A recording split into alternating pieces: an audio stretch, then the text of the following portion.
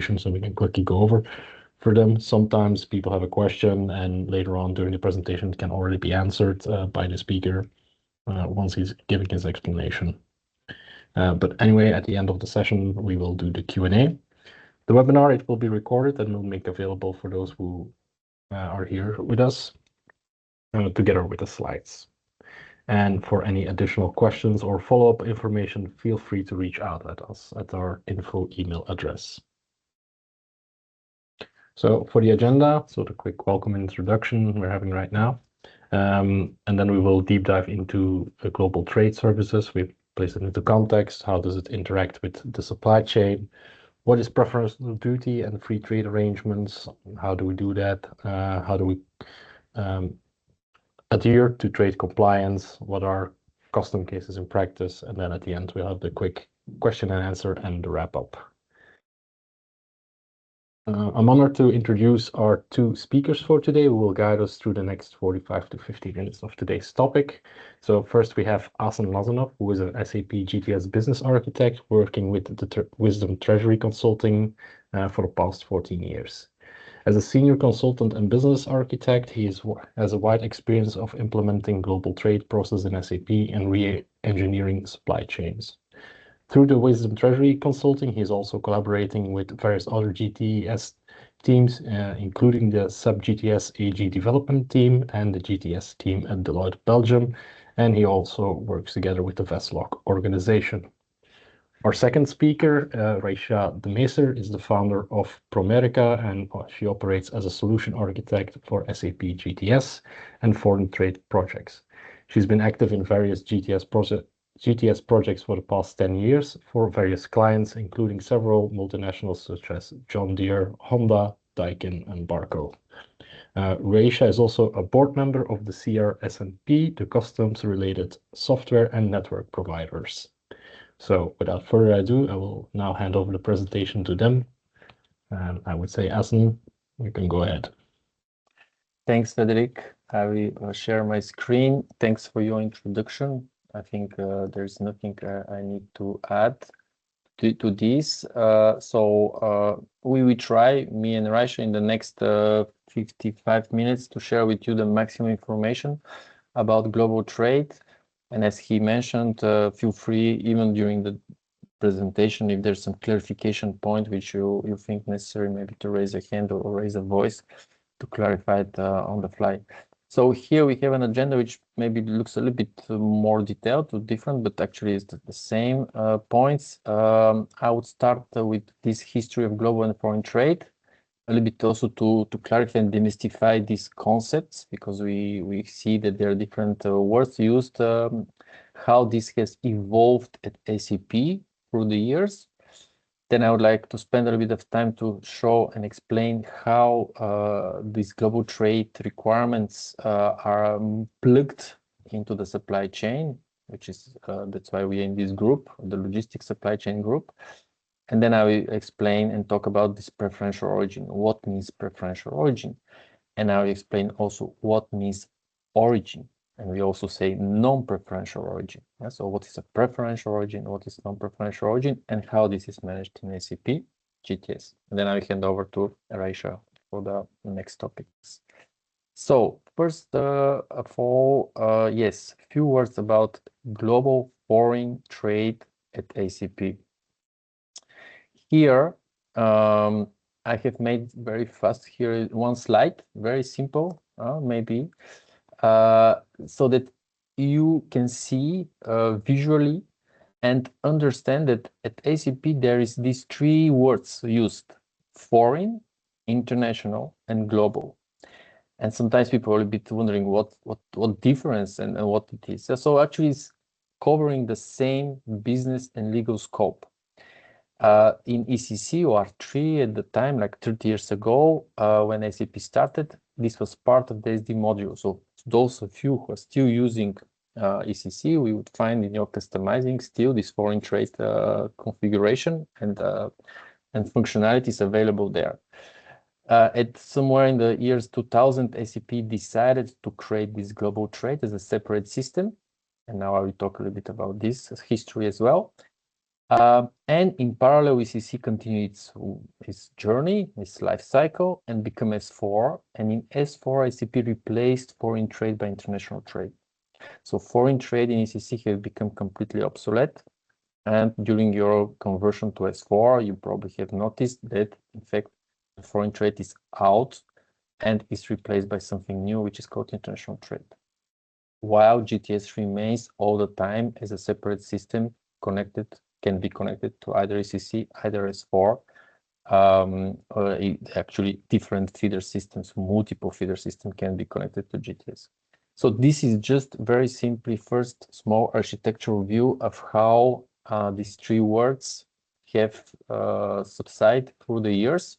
So today, normally we should talk only about global trade in GTS and international trade in S4. Yeah, we are now all leaving the ECC world and the foreign trade. Now, I have here one slide I want to share with you, which has a lot of arrows and things, and maybe it's too small, you cannot really kind of see everything, but it's like one ICP slide where they show what I explained in the previous slide very simply, is that the foreign trade started at ICP in 1991. If you can see in the beginning of this slide, there was the beginning of R3 2.0, etc. So what I want to say here is that ICP has a long history of managing global foreign trade. So it's a very mature solution. It's almost more than 30 years. You can see here in this slide that in 2002 and 3, ICP launched GTS. The specific purpose or reason why this has started ICP is the unfortunate events of 9/11, when all these trade compliance barriers starts to raise. And ICP saw here really a strong business need to have a strong and robust solution to manage them. Yeah, so in 2002 and 3, GTS launched, and then we had the history of GTS after this going further till today. And we have here one major milestone in 2020 when the new version of GTS has been launched. In parallel, as I said, ECC became S4, and then some changes happened between ECC and S4. Why we have this solution in both systems? Because some customers, maybe most of you, are not using GTS, and then ICP have considered that some basic functionalities of foreign trade have to exist in every system for every customer, even if you don't have GTS, so that you can operate your foreign trade. That's the rationale why we have in S4 this international trade. And now I would like to show this slide. Here SAP is showing also very visually, very kind of easy to see and to understand what's the difference between GTS, Global Trade Services, and what we have in international trade in S4. So some customers which consider that maybe they don't need to have some more extensive functionalities which are available in GTS may decide that S4 international trade might be sufficient. We see here that some is green, red, some is completely red. I will explain which are these main parts which are completely not available in S4. And this is trade preference and customs management. Just to make it very simple and short, customs management and trade preference, there's no functionality available in S4. The functionalities are in GTS. So now I think it comes time to explain, when we talk about global trade, what do we mean? Yeah. I have here this slide with these three boxes, again, relatively simple, to say that in GTS, generally, we have this division in three areas, which I consider quite independent from each other to a large extent, which also customers implement, I would say, to a large extent also autonomously or separately. And there are many customers which are using only compliance or only customs, only trade prep. So all of them has in common, and this is what is the definition of global trade, is that they reflect legal regulation which are regulating the cross-border trade. Yeah. So these requirements or regulations which are regulating the cross-border trade would have here three different aspects. So I will go very rapidly through these three different aspects, and then we go in details during the presentation. So compliance management, the main goal here, and this is actually how GTS started, is to control to who, to where you can ship or also procure. But I think often the main focus or scope is on the shipping side. So can you ship to an embargo country? I think everybody understands what is embargo, and it's, I would say, quite simple to implement. It's maybe the most simple part of the whole GTS implementation.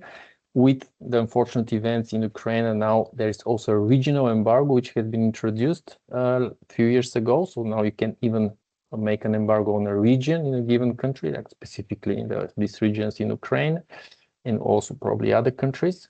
And then you have sanctioned party list, which is controlling now the partners or organizations to which we ship.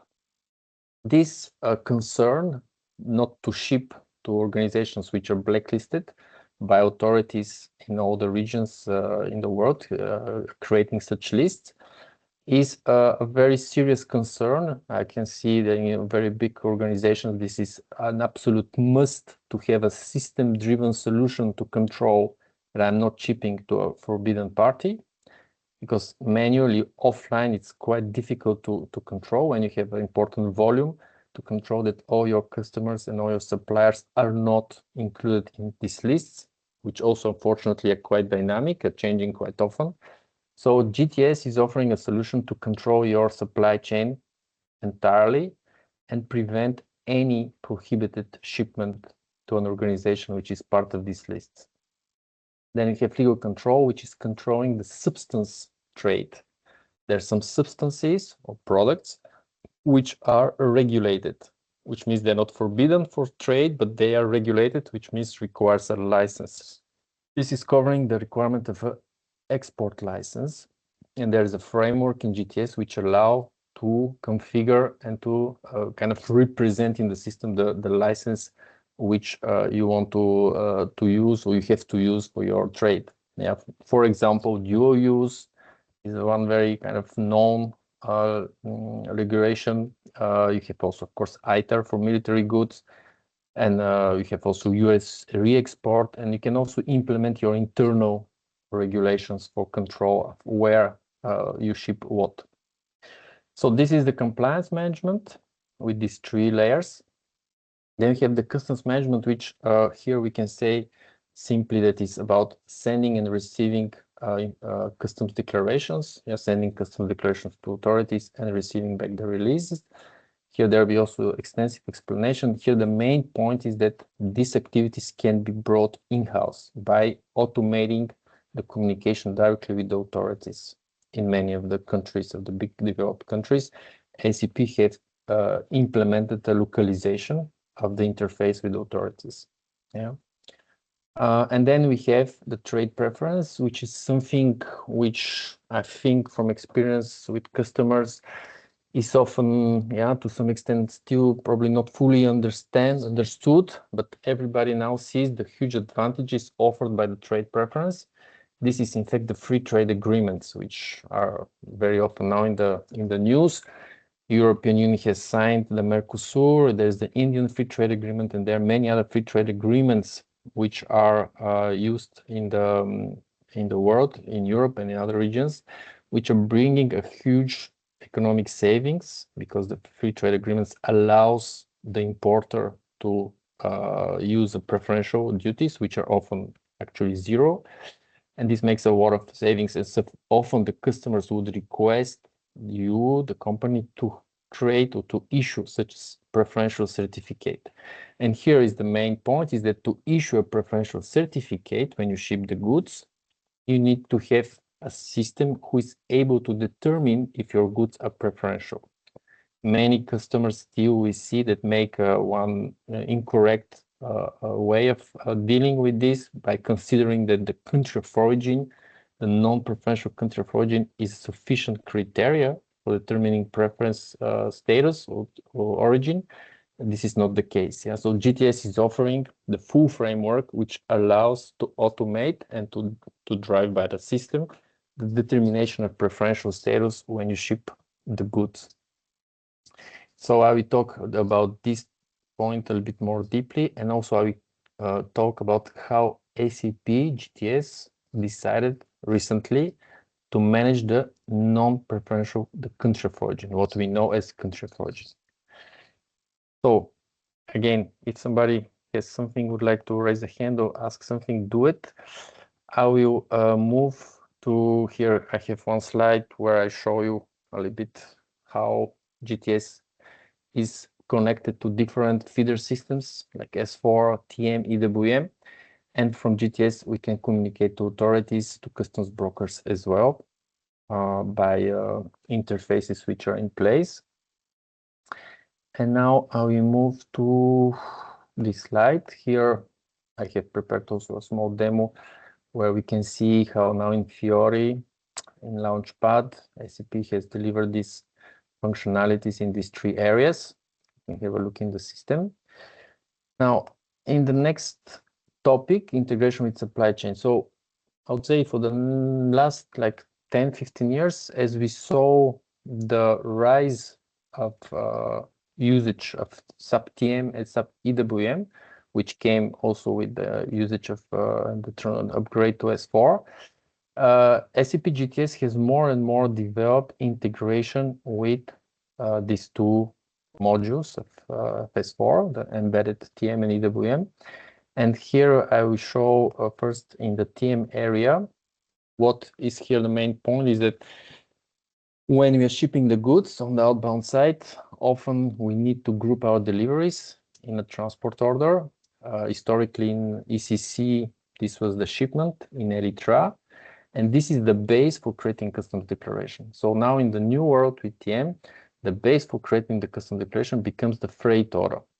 Freight order, freight booking as well in TM. And these are now the new way of communication between the feeder or TM and GTS via the freight order. In TM, there is a new way with the web service communication which creates the customs declaration in GTS. Yeah. So this is one application here where we see TM and GTS being linked. The other one is the compliance, which is talking in the beginning. The compliance check is also part of the TM freight order and freight booking. There also there is an interface with GTS to check if the goods, the partners and destination are compliant for trade regulation. So TM GTS offers both the compliance integration and the customs integration. Yeah, so here I have prepared few slides with the screenshots. I don't know if you are familiar with TM. So TM has a freight units. Freight units impact your sale source or your delivery, depending how you integrate your feeder, your S4 with TM. Here in this case, it's a delivery based. And then here you have the grouping of freight units or deliveries in a freight order. So the creation of the freight order or the freight booking is the main kind of object in TM, which, as I said, is the successor of the shipment in Erythra in ECC. And then from there, you have this integration first here, which is giving you the compliance status from point of view of embargo, SPL, license control, like we discussed in the beginning. So there is a real-time integration with GTS. And then we have here as well the customs integration. So there is a tab in the freight order, which is called customs. Yeah, and from where the system is grouping the deliveries according to some criteria, which can be configured, and sending to GTS, and you're receiving back also the GTS export declaration, number, status, and finally the MRN. MRN is the release number from the authorities. So this integration TM GTS, there's a quite good maturity now, already 15 years we're implementing this. And I would say it will be the future, the integration for customs purposes from the feeder system to GTS. So here we have seen more on the TM side, yeah, TM GTS integration. There is also integration with EWM. Here maybe also Raisha can say a few words later in customs. This integration with EWM is more on the inbound side.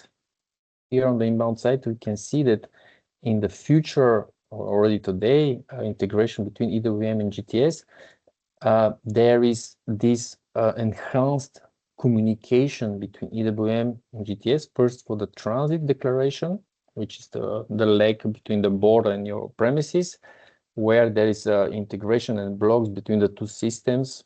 You have to send the transit, you receive an unloading permission when the goods arrive, you can unload the goods, you make a good receipt, the good receipt is going to GTS, is creating import declaration, and this import declaration, after this is released, and it's also releasing the goods in your warehouse. So this new EWM GTS integration really follows step by step the process of receiving goods and the integration with the customs authorities. Okay, so this is what I wanted to say quite fast, yeah, on TM and EWM integration, and show some slides. Now I would like to spend a few minutes about talking about trade preference. And so now I have prepared here slides for this, and also will show in the system if the time permits. So the trade preference, here there is this, I would say, famous 7 steps of the process of trade pref. Has, I would say, roughly 3 parts. One part is inbound. When we have trade preference, we need to collect from our suppliers the preferential declaration. When you procure goods, either for selling, because we are a trade company and we're doing buy and sell, either for production, because we are buying components or raw materials for production, we have to collect from the suppliers, to request the suppliers to provide a vendor declarations. Yeah? It's called long-term supplier declaration, LTSD. So SAP GTS is offering a very elaborated framework and quite automated framework to request this declaration, receive them, and store them in GTS. So the goal of the inbound part of the preference is that you can collect from your suppliers these preferential declarations, which of course ideally have a positive preferential status from the suppliers for the different free trade agreements for which you have made the request. The second part, and here at the end of this process, you have a comparison between the preferential status between different suppliers. If you have multi-sourcing with several suppliers for the same product, of course, the system compares the preferential status and make this aggregation to assign the preference to the material. This is the first step. Then the second step, this may be the most important and main step, is the preference determination. So in order to determine if a product is preferential for a given destination, there are rules. Yeah, these rules depends on the HS codes and also the free trade agreements. So these rules can be relatively complex. As I mentioned in the beginning, they are not a rules which says if it's from country of origin EU, but then it's preferential. No, it's not working like this. There are rules like a tariff shift, which regards or compares the tariff number or the HS code between the components and the finished goods. So there are quite a lot of rules, and one product can be preferential for one destination, let's say for Canada, and non-preferential for another one, for example, Korea or Mexico. Yeah? So if you would like, and I think everybody needs to be compliant, you need to follow these rules precisely. And the GTS is the tool in SAP world, which provides this framework to make this preference determination, which can happen in, I would say, completely automated way. Once you have the rules, the classification, the master data is key, of course, as always, it's critical. You have this preferential determination tool, which can do it every even night, can have the redetermination of your preference based on the evolution of your master data. The goal of this operation is to have for every product, and here we're talking about finished goods, produced goods. Yeah, you do preference determination when you produce. This is your responsibility. You produce the goods, you need to make the preference determination based on your bill of material. And then you have a status, and this is your preferential status when you ship, and this is the third part of the flow when the goods are shipped then you have to issue or can issue the certificate based on the correct system-driven preference determination. Here, I have made one slide which is more, I mean, there are more boxes and more arrows, but it's actually explaining the same thing. So we have one part on the left, which is about solicitation of this long-term declaration. You have in the middle this box where you do the preference determination. SAP GTS is doing it. And then finally, you create a certificate for export customers like Mexico, or you create the supplier declaration for your customers in EU. Yeah. So this LTSD on the inbound and outbound are all integrated in SAP GTS. And here now what I want to add is that SAP have since few years also added in the standard solution the integration of the feeder system with GTS also to manage the preference on a batch level.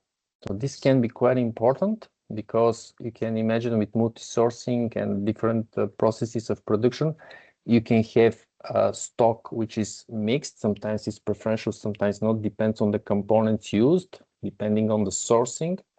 So with a batch managed preference, you can store and you can make the preference determination on a batch level.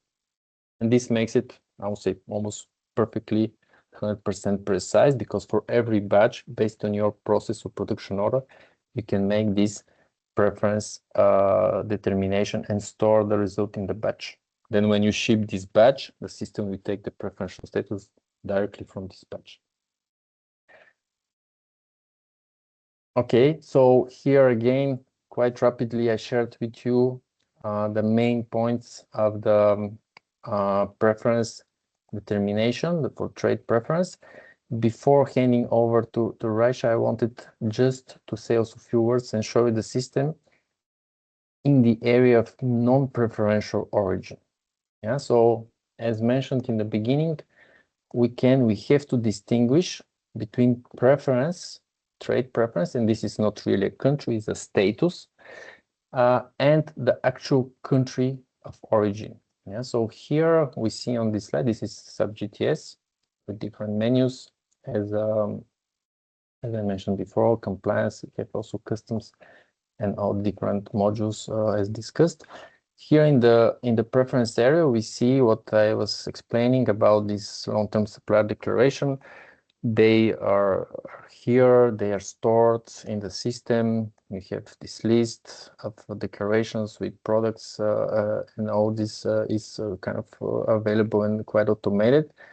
And then SAP, since April this year, in the latest version of GTS, have introduced this new app, which is called Origin of Goods. Yeah, so here we are talking now about the country of origin.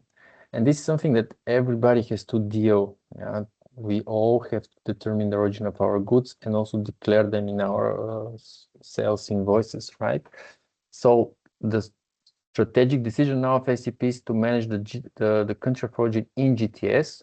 So here in this app, we can find now actually a list of all the goods receipts that we receive in our warehouse, yeah, on plant level, either on product level, either on batch level. So both solutions are supported by SAP. So you can also use this app to have your batches, if you use batches in GTS, and to determine the country of origin in the batch automatically based on, and here actually what I want to show is that this is your good receipt based on the supplier declaration. So in fact, these suppliers declarations we talked about in the preference area, they can also be used to collect the origin, the country of origin. Here in this example, we can see country of origin is Netherlands.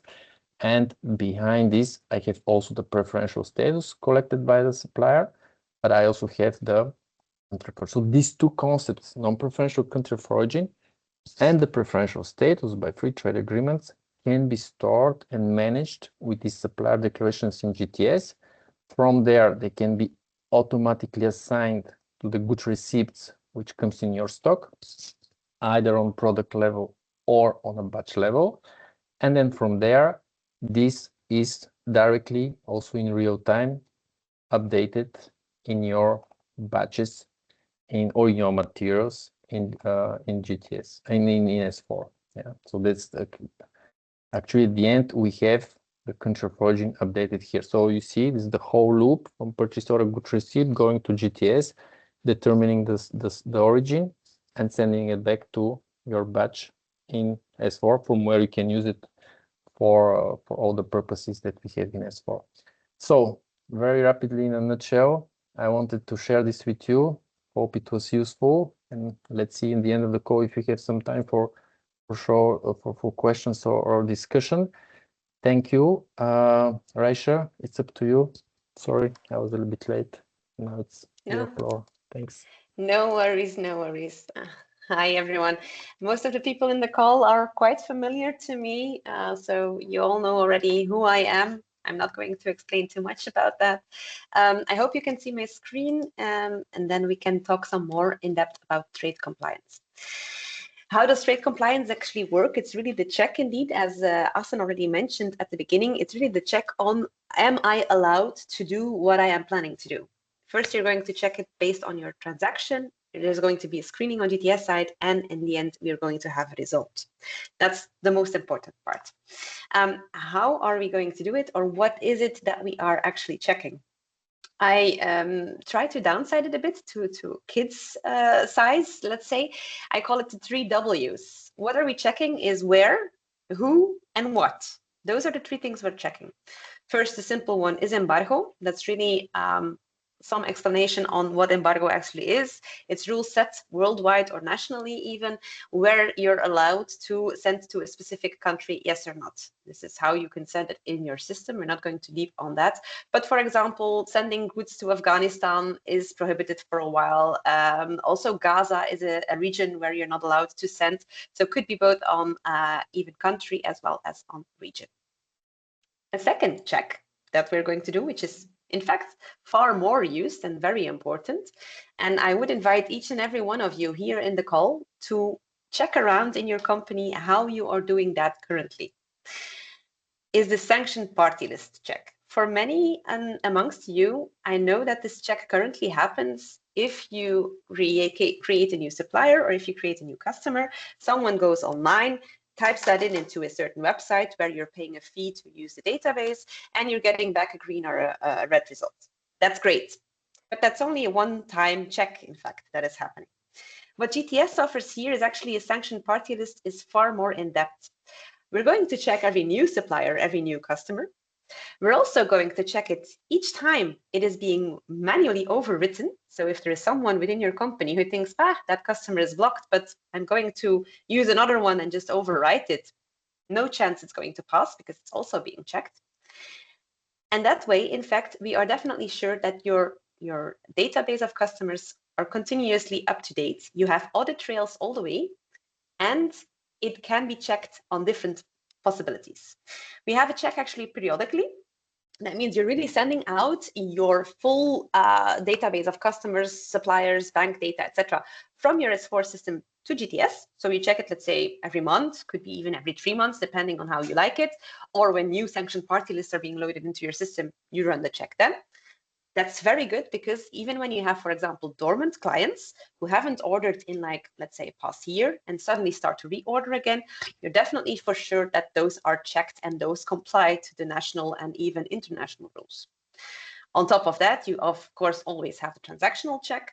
That's when you have a sales order in place or a purchase order in place. Your suppliers and your customers are checked on the spot, and you immediately know whether it's allowed or not. The good thing is there that a block comes out. It could be, of course, we're going to see the rules a little later, that you have a false block. You can still always overrule it. However, overruling it means that the person who is overruling it, your compliance manager, will need to give in a correct reason. He did an additional check and it was not about the same person or anything else. So you keep your audit trails all the time. This is a very fixed and very, very robust system. If you would ever have an audit concerning compliance, that's perfectly covered. This is an example on sanctioned party list, how it works in the system, but let me show you this one, for example. Here it's really about a name. He is going to check the name and compare the name that you have typed in your address and in your details of your customer, for example. He's going to compare that to the sanctioned party list. Letter-based, checking on the word itself. He's going to apply a percentage saying, okay, I came out with a percentage, the match is 40. I'm not going to flag. In the second example, you see there are more letters there. He comes up with a more comparison that is more related. He says 75%, I'm going to flag. This is just an example on one word. Of course, we don't do this purely on one word.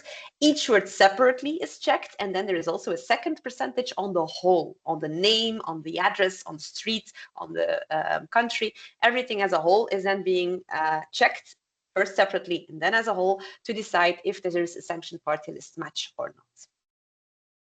So how does it work? You create a purchase order, sales order.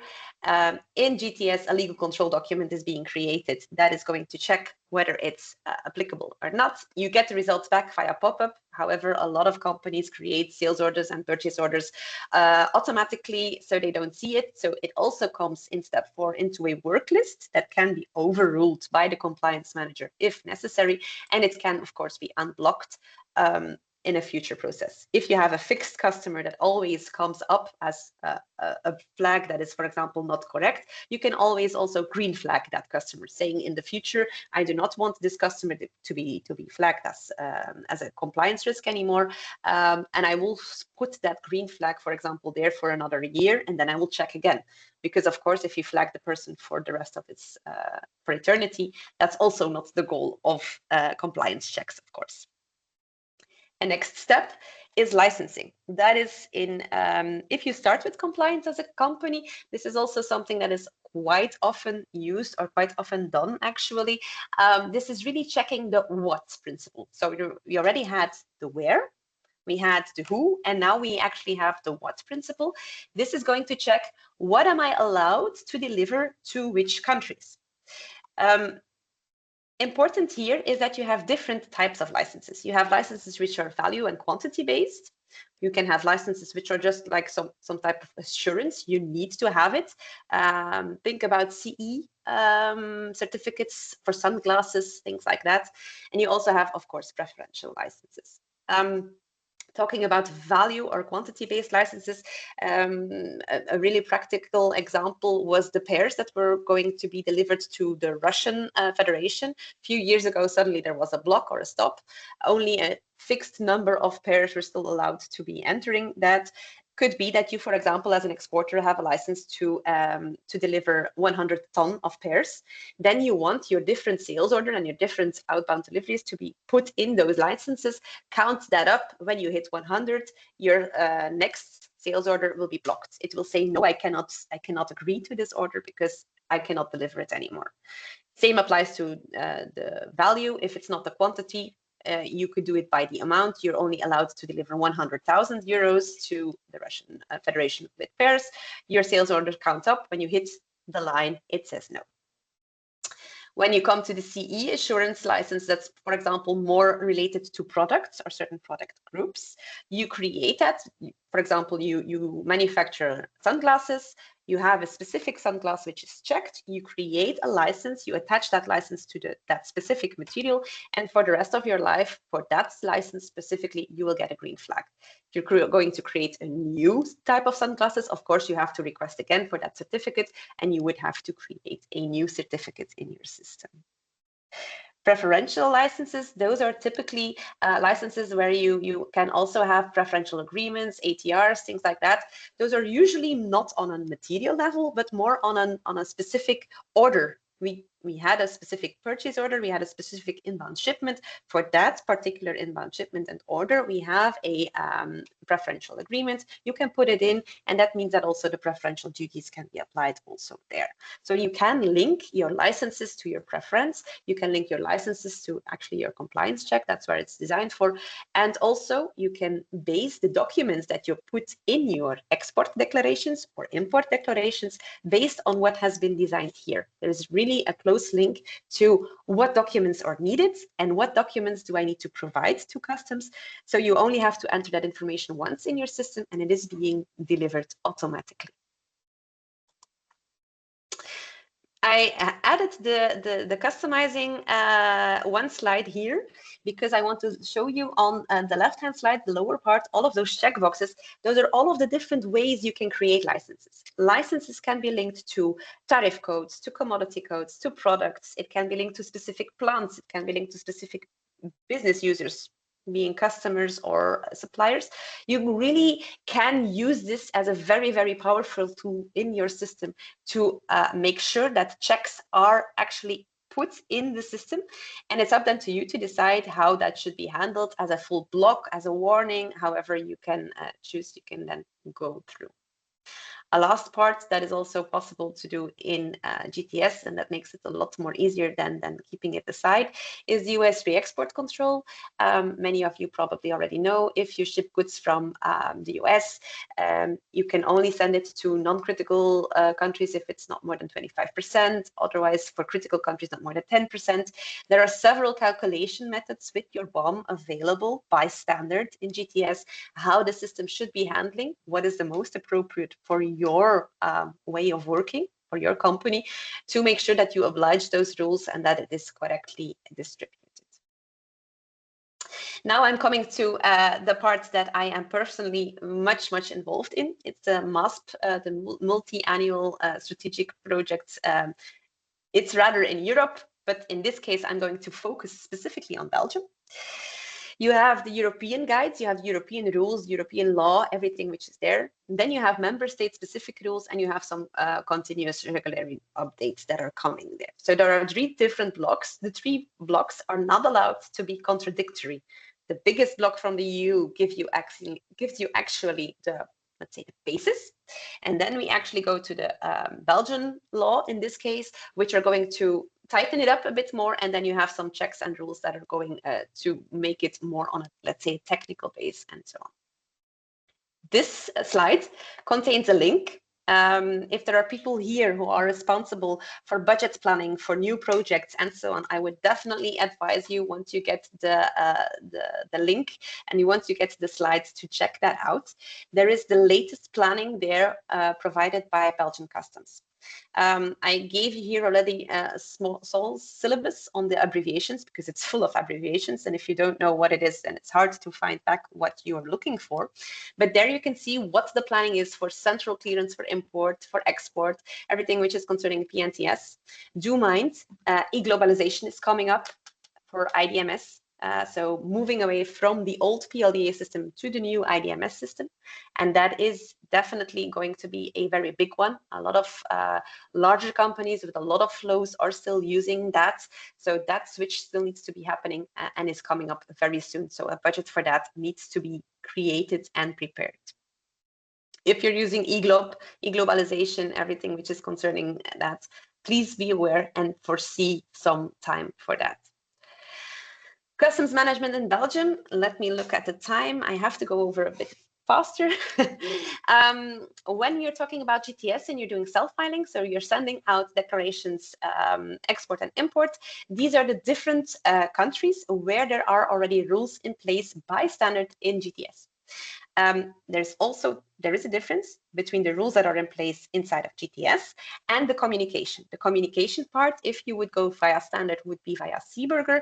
There, not all these countries are currently mapped. I think out of my head, it's about like 11 countries that are mapped.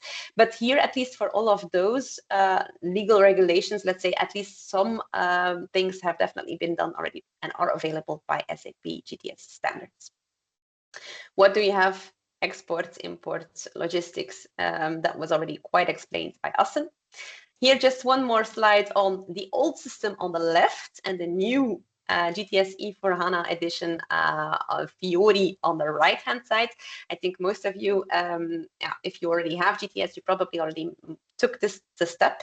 If not, I would very urgently ask you to do so, because otherwise you will not be supported anymore, and that is definitely not what you want.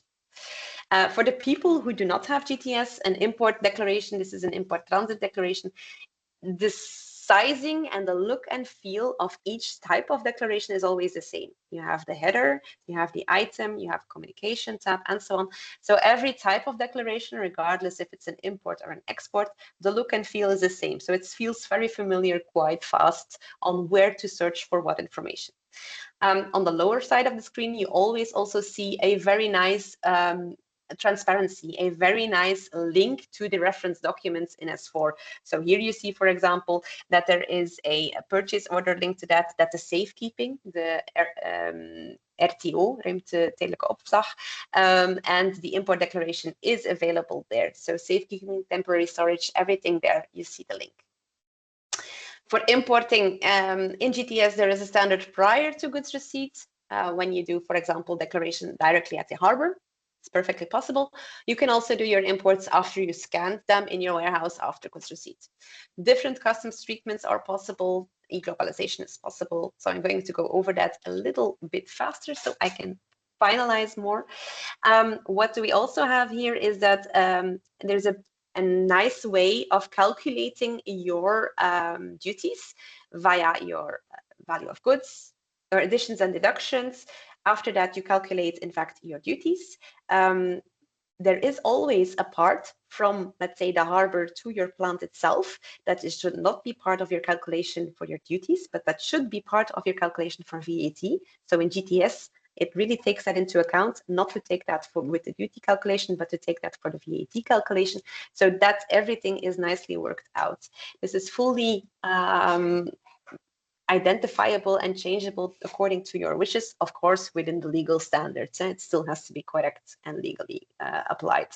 Export looks exactly the same. Here you see that for the reference, we refer to a sales order and an invoice. Also there, all of the different possible treatments are to be done. Usually an export is created based on a pro forma or a real invoice. Again, up for your company to decide what is the basis there. Here you see, for example, an export that is done for mixed goods, both being goods that are not put in a bonded warehouse and goods that are put in a bonded warehouse. Now we come to the bonded warehouse itself. The bonded warehouse, for people who might not be familiar with it, is in fact a place where you put your goods when they arrive. You don't pay the duties for them until you know what you're going to do with it. Are you going to sell it to a local European customer? You will pay your goods duties on that at that moment. If you're going to sell it to a customer in the United States, you're going to pay your duties at that moment. So if it's even in your bonded warehouse for 3 years, you do not have to pay your duties. So for a cash flow perspective of a company, this is extremely interesting. Bonded warehouse also, of course, has a complete follow-up, a traceability from A to Z and from Z to A. So you can go both ways. In fact, you can see at any time your stock in duty paid or duty unpaid.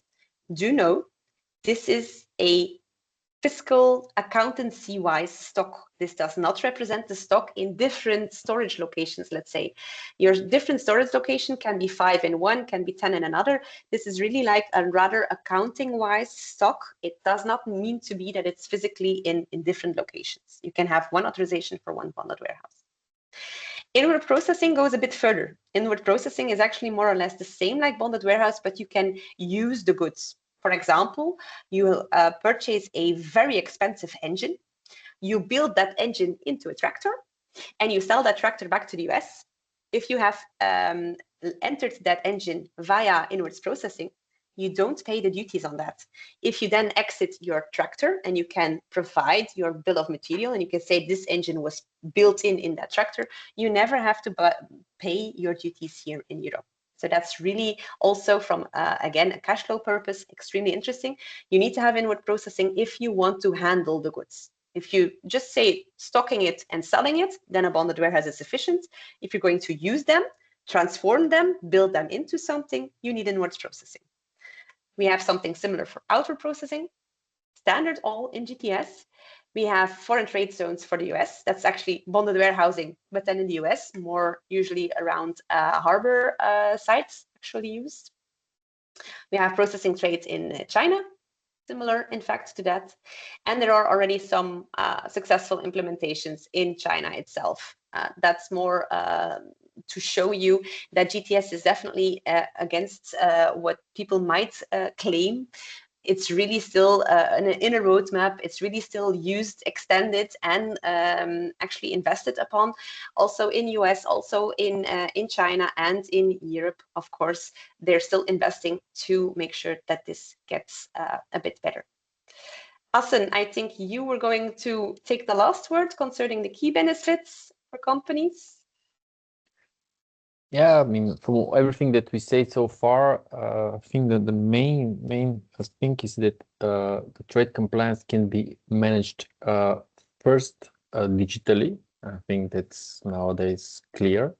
But then second, in an integrated way with your supply chain. And this is what I think still many companies which are not using GTS are lacking, is that the trade compliance is ensured by offline or separate tools which have no direct integration with your supply chain. And that's what actually GTS is bringing here, is that your supply chain and the global trade is plugged in each other. And then, of course, from here derives, first of all, of course, lower compliance risk. And then we have, of course, higher level of automation, which means reduction of workload. And finally, last but not least, enhanced transparency and control and analytics. Because the GTS, as we mentioned in the beginning, can be also linked to multiple feeder systems. This is one of the reasons why GTS is not embedded in S4. There's no plans for that. GTS will remain as a global tool, which can be linked, as I said, to multiple different S4 and even not S4 or not SAP or feeder systems. So, yeah, so here we have, of course, few preparation for your GTS implementation, which we can discuss probably in some next calls. I wanted here to maybe share just one slide, which often is kind of the slide which SAP will first show in any presentation, so that you can also visualize and a bit figure out how the GTS versions are planned or scheduled. Yeah. So here, since 2020, we are in the new GTS. We say the new edition for HANA GTS, which is based on Fiori and then Launchpad. And today, on mid of 26, we have two active versions, 2023 and 2025. So of course, if a company decides to implement GTS, of course, the natural choice would be to implement 2025, which has this, you can see here, 7 years of life cycle. And then before being decommissioned, and then we have 27, which will be launched in 2 years. The idea, of course, is always that these transitions from one version to another are quite smooth and quite, I would say, easy. We have done already quite a lot of transitions from 23 to 25. This is really not a difficult one, like similar way like you do upgrades in S4 from different upgrades versions of S4. Yeah. So I don't know if we want, of course, to give the space for a question or any feedback which you would like to share in the group. Of course, when we do this kind of presentations, we also always wonder, do we really answer to your expectation and your what you want to hear or what your interest? So if you would like to share a little bit about this and raise a question, please feel free to do it.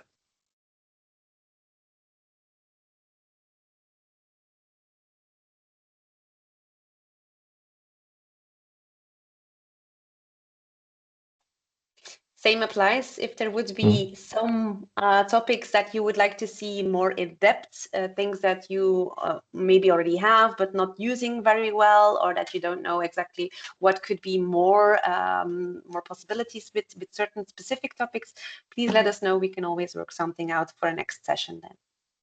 Raisha, Nitin here. Can I Yes. ask a quick question? Yeah. Of course. On inward and outward processing. So what document we usually generate in GTS?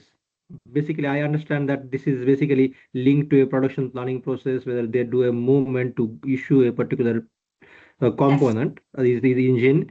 And that movement type comes into GTS. But what document basically we create in GTS, especially for that? It's also the same. In fact, what you're doing is decide up front that, and usually you're going to do inward processing or outward processing for more expensive components, like an engine, very expensive ones. When you purchase them from your supplier, or when you receive them from the supplier, you're going to say, look, we're going to do this like temporary. So it would be a 5100 declaration, import declaration.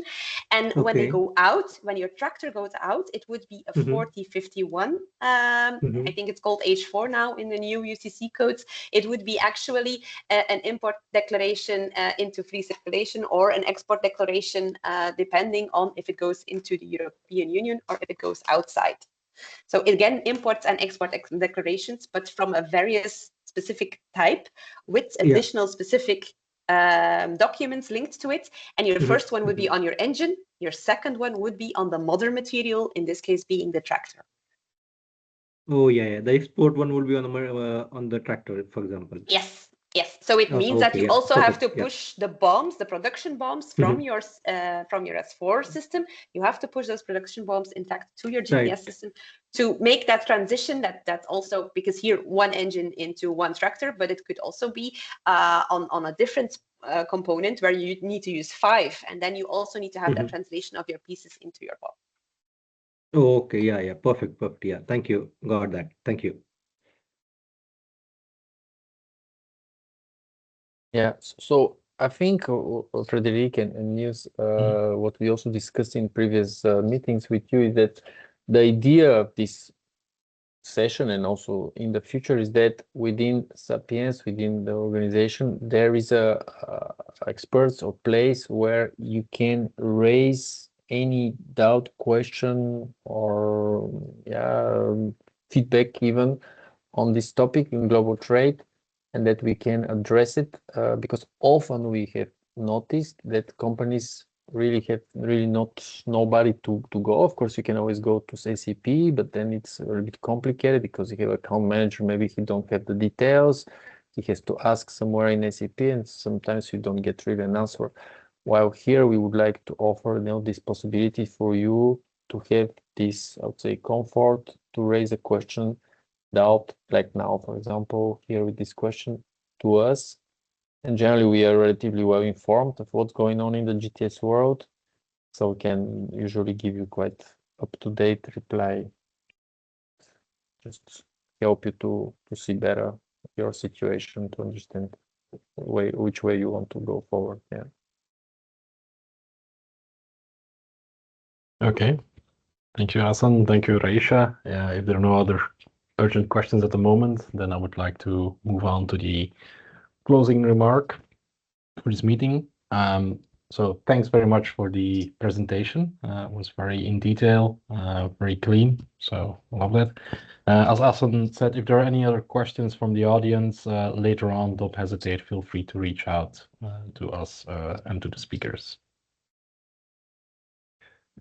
Then looking for the next events that are on the agenda for Sapiens, which we want to highlight. So on September 22nd, we have an additional webinar. It's titled Industry 4.0 Reloaded. Then on October 8th, we will have our Intelligence, Supply Chain and Operation Excellence Day, which will be a physical event taking place at the SAP Belux office in Machelen. And then on December 1st, we have our Sapiens User Day, which will be taking place at Salon de Warboom, Groot Bijgaarden. More information about these events will be following.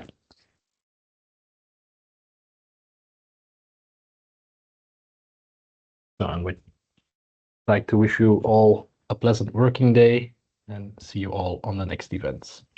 Thank you very much. Thank you. Thank you. Bye. Bye-bye. Bye-bye.